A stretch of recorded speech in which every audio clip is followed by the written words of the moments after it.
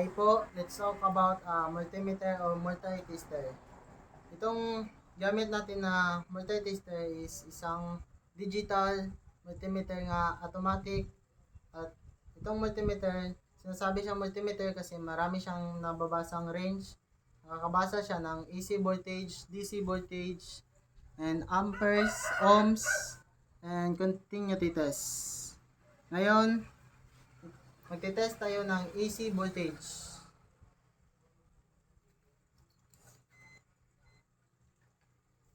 I-test na natin siya kung ilang reading ang kaya niya na voltage.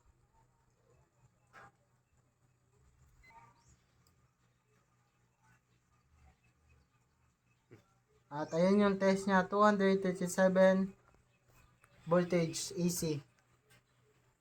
Ngayon, itatry natin siya dito.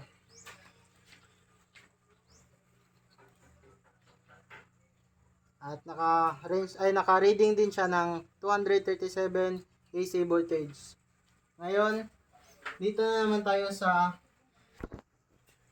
amps na tayo at ito yung pagbabasa ng amps at gamit natin yung electric fan at ginamitan natin siya ng parallel.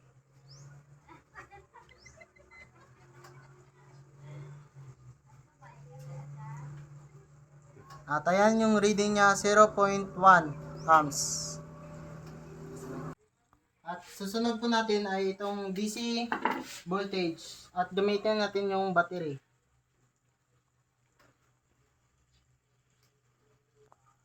Ayan po yung reading niya ay 13 DC voltage. At sunod yung ating resistor. Gamitin natin ng ohms.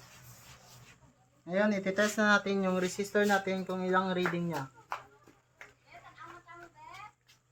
At ngayon, naka-reading siya ng 377 ohms. Ngayon, dito na lang tayo sa continuity test. At ito siya ay nakakatulong ito siya sa troubleshooting.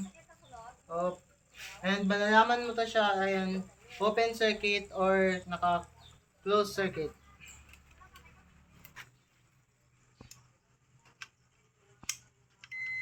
At ito, pag nag-beep na siya, ay malalaman mo siya naka-close circuit. Ayan, yung pag nag-off na siya, malalaman mo siya naka-off circuit na yung ating continuity test kasi wala siya nag-on eh. Open circuit. Ayan, dito na naman tayo sa continuity test agad. Naka-close circuit siya.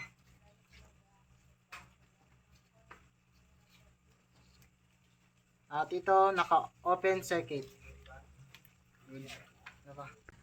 At ito naman yung non-contact voltage detector.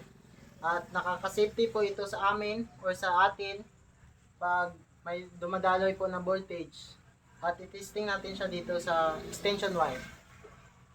Pag umilaw na siya ay meron siyang voltahe na dumadaloy. Ngayon, ititest natin siya dito. At wala naman siyang umilaw, wala siyang voltage na dumadaloy.